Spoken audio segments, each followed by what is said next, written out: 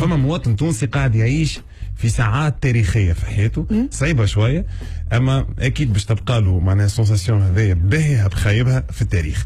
معانا يسري بوعلي، السيد هذايا ماهوش هو حكم الدربي، لكن الحكم اللي قاعد يتقال عليه في برشا كلام، بلوتو السيد اللي قاعد، سامحوني في الكلمه، قاعد يتسب من طرف جماهير نادي الافريقي على فيسبوك بحجه انه مكشخ. السيد هذايا عنده نفس الاسم وباش نعرفوا شنو هي الحكايه بالضبط. يسري المقلد، اهلا وسهلا.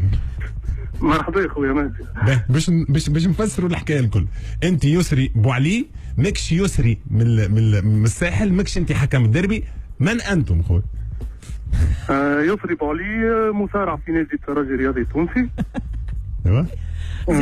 ننتمي للترجي والترجي. ايوا. والانتماء للترجي ماهوش تهمه، بالعكس شرف ومعزه بالنسبه ليا. ثم اشكال مذكور خويا مهدي كي عطيتني فرصه باش نتدخل.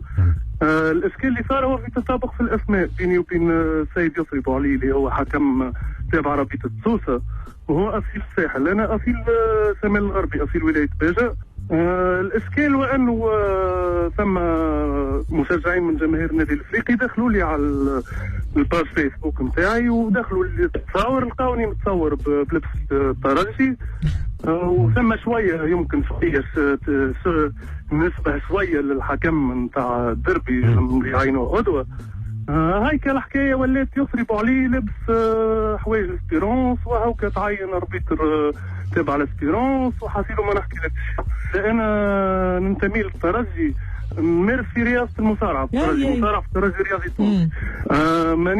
ما عنديش حتى علاقه بالتحكيم، يعني لا في سن في المصارعه ولا في سن في الكوره، يعني فوالا كبروا على الحكايه وفرحوا بيك معناها. فرحوا بيا وحاصلوا ميساجات، فيها الميساجات الباهيه وفيها الميساجات الخايبه اللي فيها برشا قله تحياه، اللي هي مش معقوله وما هيش مقبوله حتى طرف.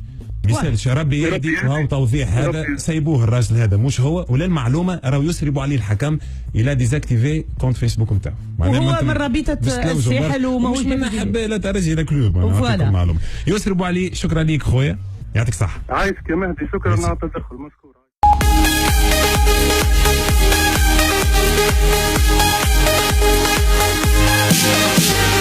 Yeah.